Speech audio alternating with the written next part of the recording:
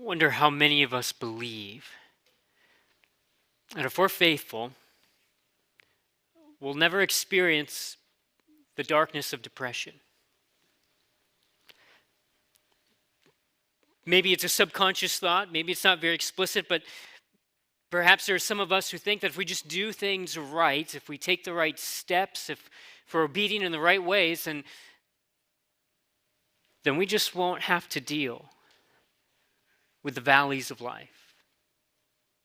I mean, wouldn't it be nice if those seasons of despair only came to those outside of Christ? Well, you and I know by experience that that's not the case. We know that life can take an unexpected turn. I was reminded of Spurgeon, the famous British preacher. When he was 22 years old, he had just been called several months earlier to be the pastor of Park Street Chapel, and the attendance swelled. There were times 10,000 people came to hear him preach on a Sunday morning. And here he was faithfully ministering. They had to find a different place to meet because of so many people. So they were meeting in the Surrey Gardens Music Hall in London, which was sort of unheard of at that time to hold church at a different venue. And here they were. There was thousands of people. And one Sunday, in the middle of Spurgeon preaching, some pranksters decided to yell fire. Well, you can imagine there was a stampede of people that trying to get out of the building, rushing out, even though there was no fire. And a lot of people got injured, and 7 people died that day. And all of Spurgeon's biographers say that from that day forward, he was never the same.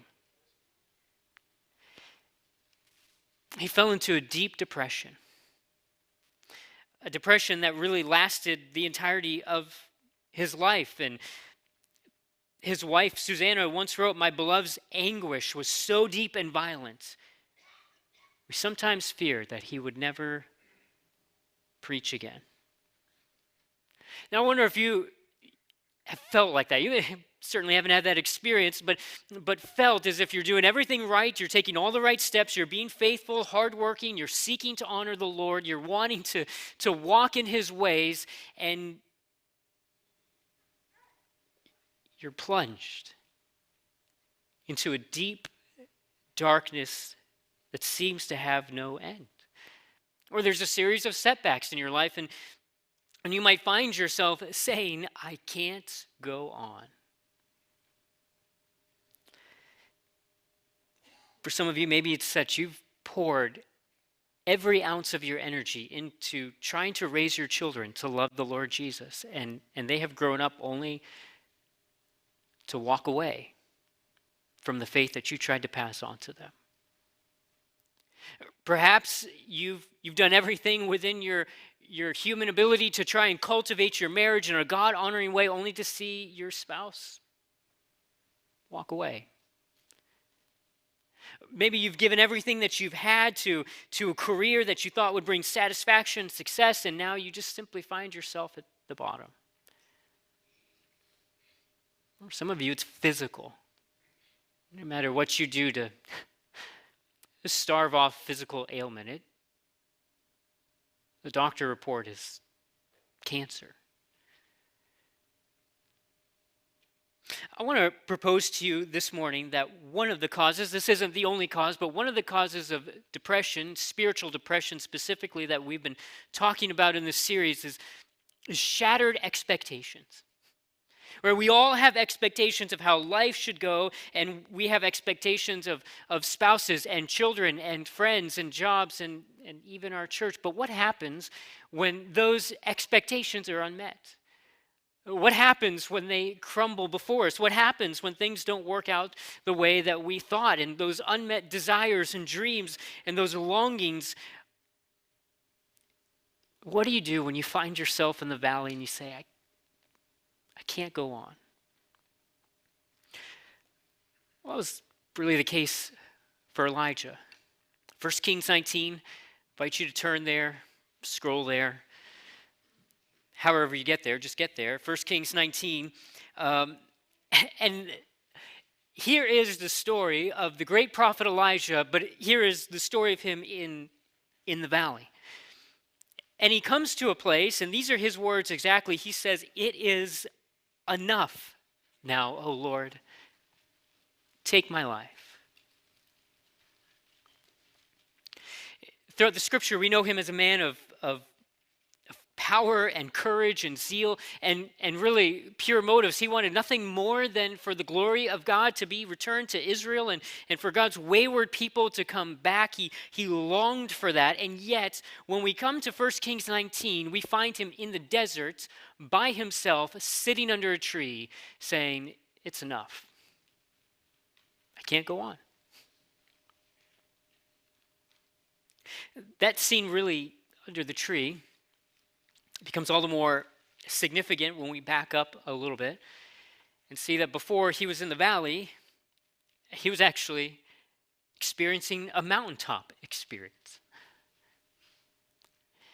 I'm not going to read it, but just let me summarize 1 Kings 18, because we see that he is at the height of success in 1 Kings 18, and 1 Kings 19, he is in the depths of despair. He goes from mountaintop victory to the valley of defeat.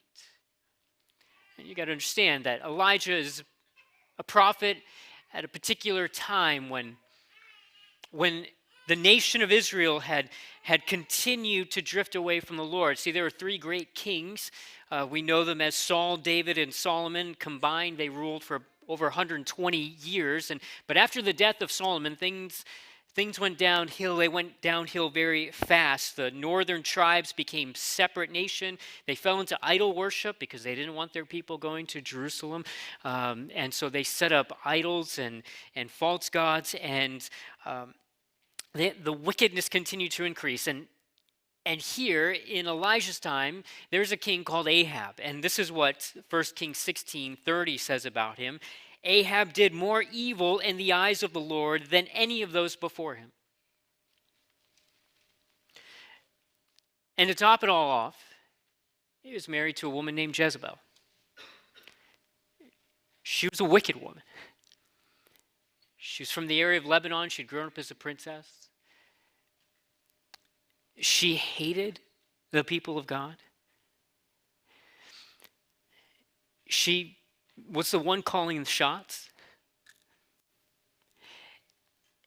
And so because of her, the nation of Israel fell into the worship of Baal and Asherah, which at first that doesn't strike us as that significant, but then you realize that these were false religions that practiced occult prostitution and child sacrifice.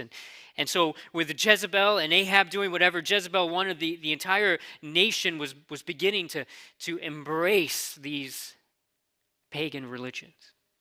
And so God raised up Elijah. He raised up Elijah to confront them and to be the prophet calling God's people back. In fact, at one point in chapter 18, Elijah says to the people, he says, "Look, you're limping along between two opinions. You can't decide whether to worship God or Baal." And so he called for a what I call a theological showdown. He said, "Listen, you call on your God, I'll call on my God. And whichever God rains down fire, well, that'll be the God that we worship." And he said, you bring to me your 450 prophets of Baal that were in the nation at this time, and me, myself, I'll just call on my God. And they said, "Sure, we're down for that kind of challenge." And so the Baal prophets accepted. They set up an altar, and they cried to their God. And no fire fell. And this is one of my favorite things about Elijah. He starts to taunt them. He's like, "Well, maybe you're not shouting loud enough, and Baal just can't hear you. So go ahead, try again." So they do it again. They're shouting louder. He goes, "Well, maybe Baal's asleep." No, try again. You need to try and wake him up. I mean, he's taunting them, and the Baal prophets, they get to the point where they are slashing themselves with knives to try and call upon the God of Baal, and nothing happens. So Elijah sets up an altar to the one true and living God. And then he gets water. He drenches the altar with water. In fact, he has 12 barrels of water poured all over the altar, and so much so there's a trench, and there's water flowing in the trench, and he calls down fire. And there's fire. And I mean, and this is like a prophet's dream here. And he calls down fire from heaven, and everybody says, oh, the Lord God is the only God. And people are afraid. And then right after that, Elijah commanded everybody to slaughter the prophets of Baal. 450 of them. I mean, it was a high moment in his career as a prophet. He probably thought it couldn't get any better than this. Then he doesn't get to relish in it very long. Look at what happens in 1 Kings 19, beginning in verse 1. Ahab told Jezebel all that Elijah had done and how he had killed all the prophets with the sword. Then Jezebel sent a messenger to Elijah saying, so may the gods do to me and more also, if I do not make your life as the life of one of them by this time tomorrow. Then he was afraid. And he arose and ran for his life and came to Beersheba, which belongs to Judah, and left his servant there. But he himself went a day's journey into the wilderness and came and sat under a broom tree. And he asked that he might die, saying, it is enough now, O Lord, take away my life, for I am no better than my fathers. And he lay down and slept under a broom tree. And behold, an angel touched him and said to him, arise and eat. And he looked, and behold, there was at his head a cake baked on hot stones and a jar of water. And he ate and drank and lay down again. And the angel of the Lord came again a second time and touched him and said, arise and eat, for the journey is too great for you. And he arose and ate and drank. And he went in the strength of that food for 40 days and 40 nights to Horeb, the mount of God. There he came to a cave and lodged in it. And behold, the word of the Lord came to him and said to him, what are you doing here, Elijah? And he said, I've been very jealous for the Lord, the God of hosts, for the people of Israel have forsaken your covenant, thrown down your altars, and killed your prophets with the sword. And I, even I only, am left, and they seek my life to take it away. And he said, go out and stand on the mount before the Lord. And behold, the Lord passed by, and a great and strong wind tore the mountains and broke in pieces the rocks before the Lord. But the Lord was not in the wind. And after the wind, an earthquake, but the Lord was not in the earthquake. And after the earthquake, a fire, but the Lord was not in the fire. And after the fire, the sound of a low whisper. When Elijah heard it, he wrapped his face in his cloak and went out and stood at the entrance of the cave. And behold, there came a voice to him and said, what are you doing here, Elijah? And he said, I've been very jealous for the Lord, the God of hosts, for the people of Israel, forsaken your covenant, thrown down your altars, and killed your prophets with the sword. And I, even I only, am left, and they seek my life to take it away. And the Lord said to him, go, return on your way to the wilderness of Damascus. And when you arrive, you shall anoint Hazael to be king over Syria.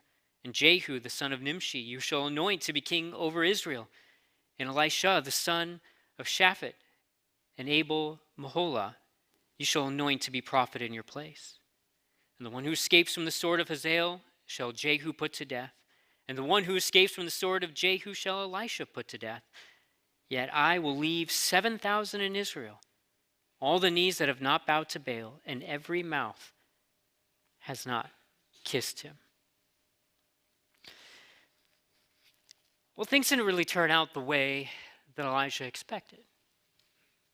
I mean, he expected that after calling down fire from heaven, killing 450 prophets of Baal, and proving that his God is the only God, that everybody would have repented, and Jezebel, that wicked woman, her heart would have been softened, and she too would have turned and from her wicked ways towards the Lord. And instead, she says, you're a dead man.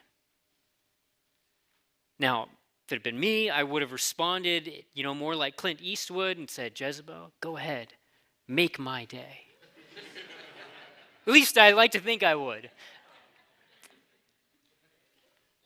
But he runs. He flees. I mean, Elijah, who has been so courageous and bold and walking in confidence, runs. You look at verse 3, and it says that he was afraid. Now, there's actually a textual issue here. A lot of commentators argue about that word there because it is very similar to another word that's in other manuscripts that just say that he saw Jezebel. And some think that maybe perhaps it was later changed to he was afraid because that just sort of fits the story. And so some make a big deal about it. And they say, how did he become a coward? He became a coward within a moment. And some say, well, he saw somebody who wanted to kill him, so he left. You would do the same. Well, we don't want to make too much of it, but I think whether he was afraid or not, he saw clearly that Jezebel was still hard of heart. The nation wasn't going to turn. They wanted to kill him, and so he left. And he left a very broken, despondent, depressed man. Because he said, it's enough, Lord.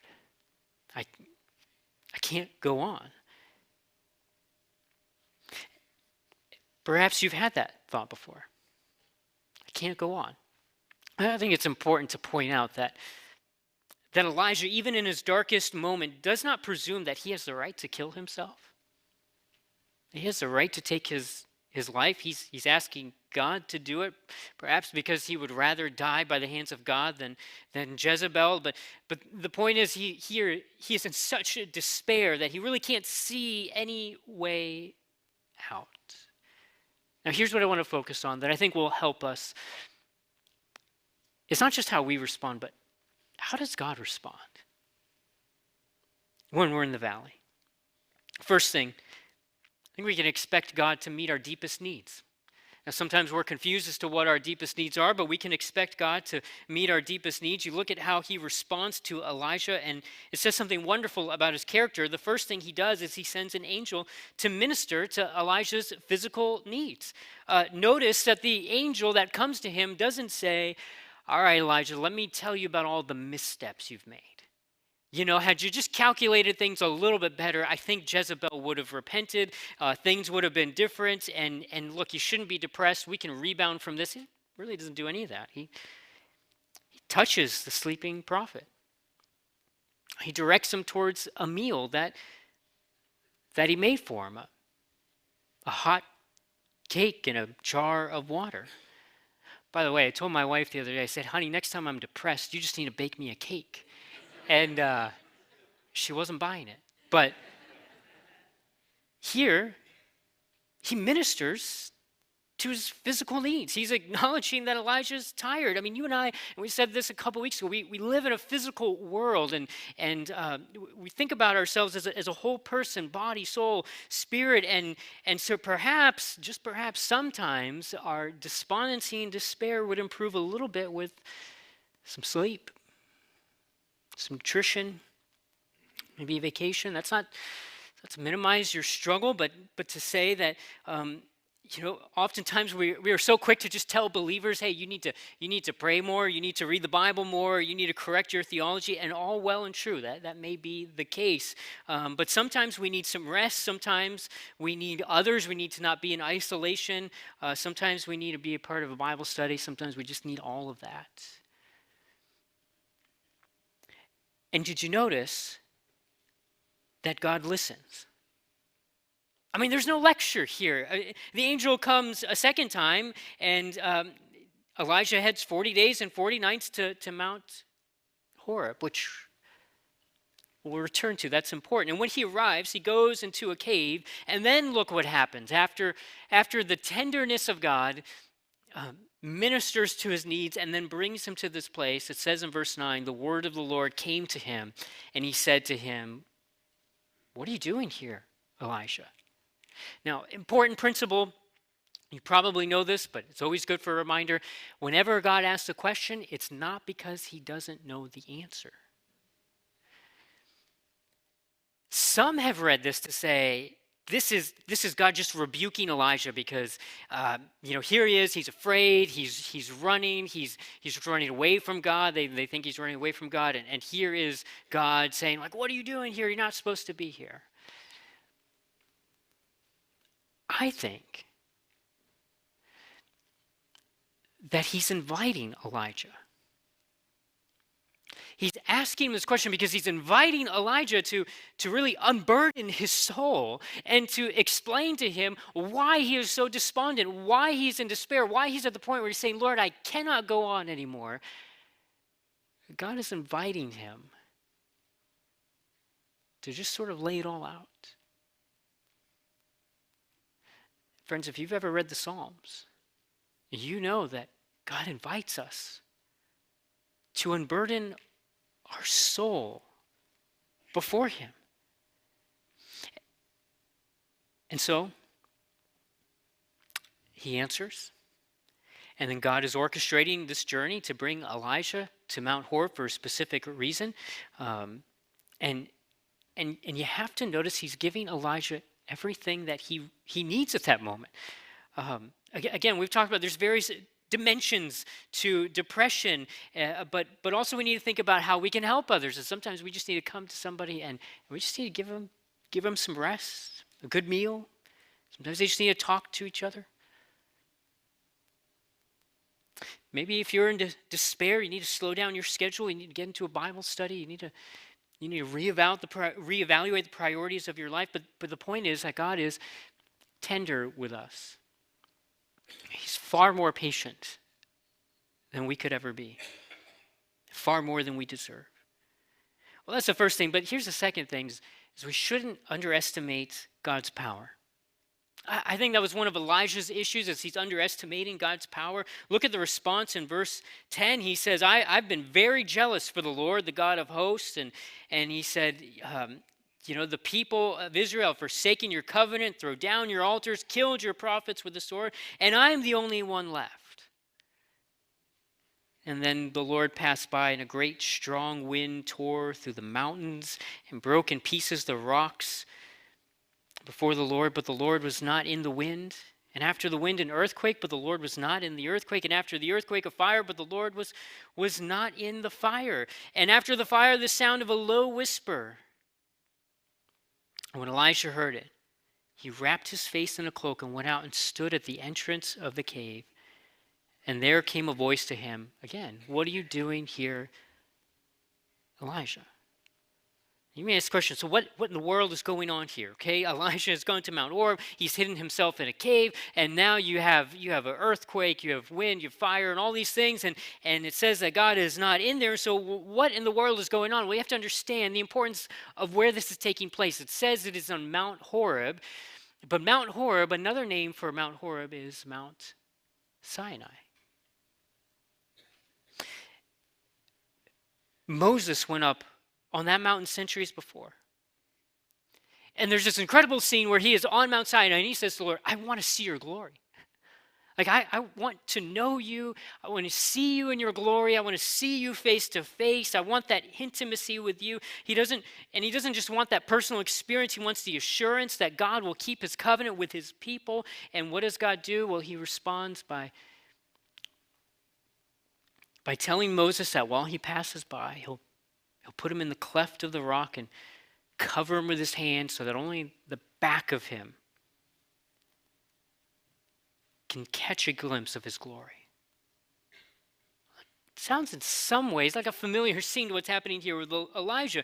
Now, of course, some people have read this before and they say, see, God never comes in an earthquake. God never comes in the wind or the fire, but that's actually not true. Job 38, God speaks to him out of the whirlwind. Or Exodus 19, Mount Sinai, God reveals himself to the people, there's an earthquake. Or you think about Moses, and he met God in a burning bush, fire, in Exodus chapter 3. And so Elijah actually would have known all these stories. And here's the point I think that we need to get. God doesn't always come how we expect him to. God doesn't always operate according to our expectations. God doesn't always do things in the way that you and I think we should do them, and yet we often have those expectations. But we crave the dramatic scenes, the cinema-like scenes where there's an earthquake and there's a fire, there's a whirlwind, and we want God's power to answer our problems immediately in such a dramatic way that it is unmistakable. And yet, how does God come to him? It says a low whisper. A low whisper. Do not underestimate the power of God's low whisper. You say, but does God still do that today? Of course God still does that today. God does that primarily through the book that you're holding in your hands. That he comes to you in the power of his word. And look, when you feel like you can't go on, but you have made the word of God a central part of your life, you will find that God's power becomes real. Ann Judson, she was the wife of the famous missionary Adoniram Judson, who went to Burma, gave his life, horrible suffering. She suffered too. All of his family did. And on this one occasion, she had problems that would overwhelm anybody. She was in Burma, and with her husband, he was imprisoned. Horrendous conditions. He barely made it out of there. She had trouble getting enough food to keep herself alive, her infant daughter alive, and she was suffering from spotted fever. And yet in those moments, the Lord brought his word, you must think of it as a low whisper, to her mind. Psalm 50:15, call upon me in the day of trouble, and I'll deliver you, and you shall glorify me. And Anne wrote, God made me at this time feel so powerfully this promise that I became quite composed, feeling assured that my prayers would be answered. So just because you think God is not working in the way you think he should be working doesn't mean that he's not working. I mean, that's, again, one of Elijah's problems. Verse 15 to 18, God reveals to Elijah, hey, here is my plan going forward. And he's going to use Elijah to anoint a pagan king in Syria, who will then be God's chosen instrument to bring judgment against Ahab and Jezebel. And then he says, I've got 7,000 of a remnant. But Elijah misunderstood his power. When we believe our problems are greater than God's power, despair is inevitable. And how kind of God to demonstrate his power to Elijah.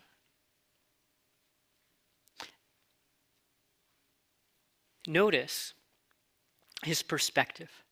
Here's Elijah's perspective. He says, more than once, he says, Lord, I've been so zealous for you. I've done this, and then this has happened, and this has happened, and I'm the only one left. I'm the only one who is serving you. Now, there's some truth in what he said. Elijah had been zealous. The Israelites had rejected God. They did kill all the prophets, but Elijah wasn't the only one left. There's 7,000 who have not bowed the knee to Baal. And so perhaps for you, maybe you've had an experience of being so fixated on a few circumstances that you then are led to false conclusions. And maybe you come to a point where you said, look, nothing will ever change. It's all lost. Things will never get better. God will never come through. There's no point to living anymore. There's no point to going on. Things will always be like this, and there's no light at the end of the tunnel. And yet, it's in these moments, just like Elijah, we need to be reminded of how limited our perspective is. See, God hadn't failed Elijah, but God wasn't working according to Elijah's plan. So the next time you find yourself in despair and despondency, and this is hard for us to do, but the next time you find yourself in the valley, so to speak, perhaps asking yourself this question, what unmet expectations are causing me to feel this way? What expectations do I have in my life that are not being met, that are not sort of working out the way I had already decided, that are causing me to feel this way? And then bring that before the Lord, asking that he might give you the right perspective. Because when we're devastated by shattered expectations, we often miss the things that God really is doing. Now, here's the third thing. We need to realize that God has a path forward.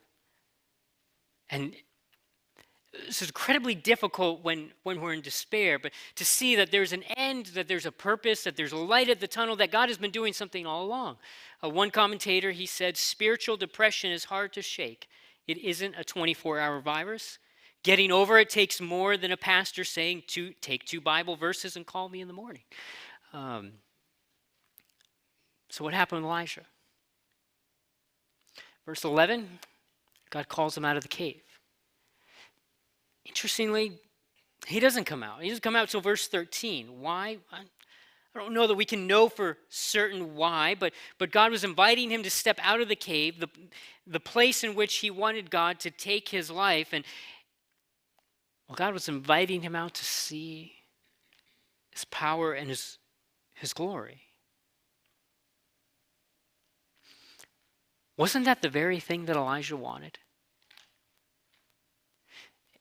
Didn't he want the glory of God to be made known in Israel? And here's God inviting him to step out of the cave. Say, you want to see my glory? I'll show you my glory. And Elijah doesn't do it until verse 13. And when he does, he wraps a cloak around his face. How can you see the glory of God with a covered face? Well, here's what we know.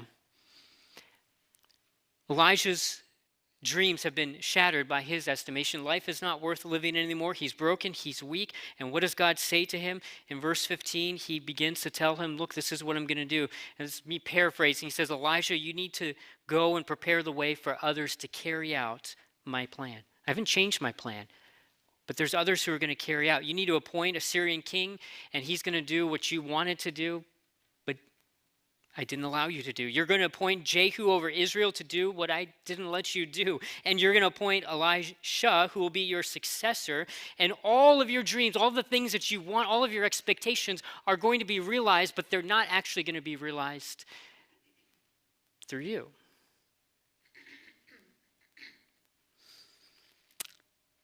This is actually not the first time something like this happened, is it?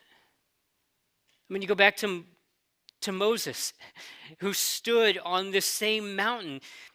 And Moses spent the last 40 years of his life wanting one thing and one thing only, to lead the children of Israel into the promised land. But God didn't let him go. God said, you can see it, but you can't go in. And you say, well, that really does seem depressing. But you need to understand, all along, God was bringing Elijah to Mount Horeb.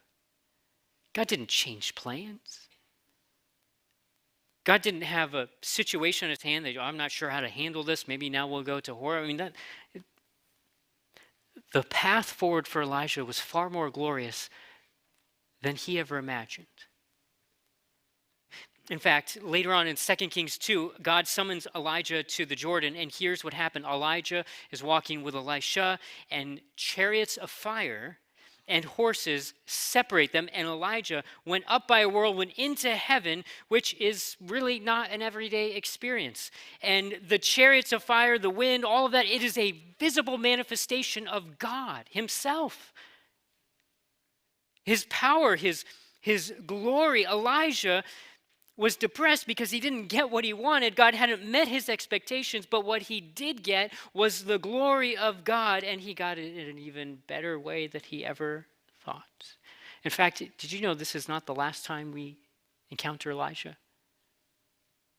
Luke chapter 9, you don't have to turn there, but we find him on a mountain. Yes, another mountain. He's on the mountain, but this time he is with Moses.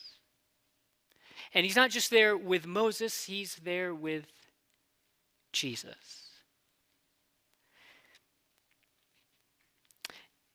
Moses was the prophet who couldn't enter the promised land. Elijah is the prophet who wasn't able to carry out his dreams of seeing Israel come back to the Lord. And here they see the transfigured Christ. But from the inside out, they see the glory of Christ in a way that you and I will see at his second coming. And this time, Elijah doesn't have to hide his face in a cloak. Moses doesn't have to be shielded in the cleft of a rock. They're seeing the glory of Christ in all its fullness. This is a future glimpse into the glory that is to be revealed to you and I, that one day we will behold. And so it would be wrong for us to say that in this life, your despair will easily go away. It'd be unfair to say that your struggles just momentary. Maybe it is, but maybe it isn't. It would be right to say, though, that there's a future glory that'll have no room for despondency. There's a future glory that awaits believers that has no depression in it, no valleys. I think this is why Jesus said, he says, not one of you will give up mother or father or sister or brother or houses or fields for me, that I will not give it back to you in this age and in the age to come 100-fold. And you say, so what's the lesson we get from Elijah? Here's what I think it is. Our experience in the valley of despair is meant to show us that God is enough.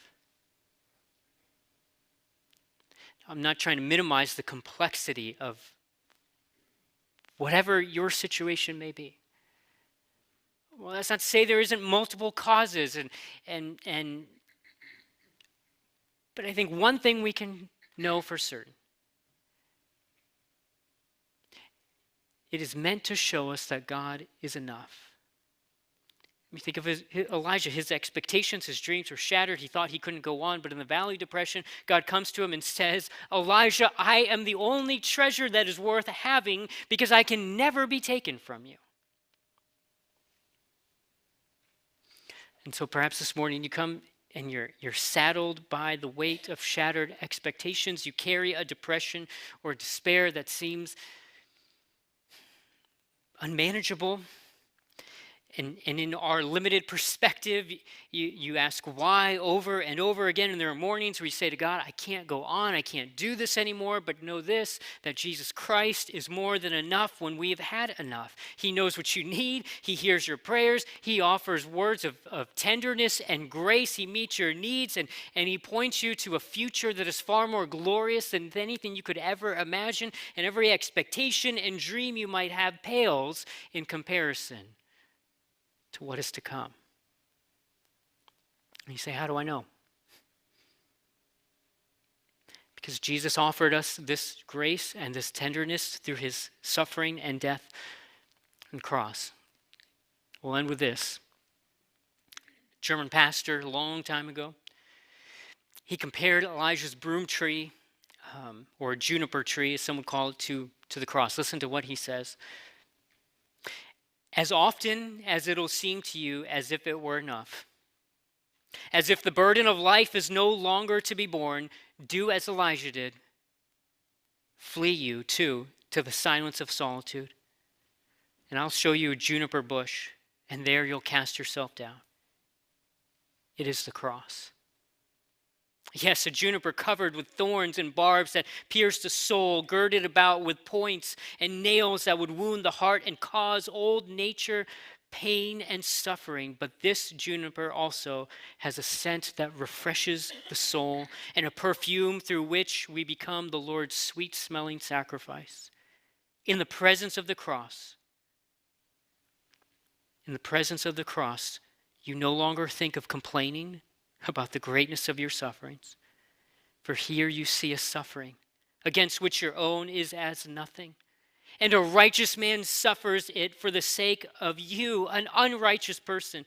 In the presence of the cross, you will quickly be forced to forget your distress for the love of God in Christ Jesus. For you, poor sinner, will soon draw all your thoughts and reflections away from everything else. Let's draw our thoughts and our reflections to him.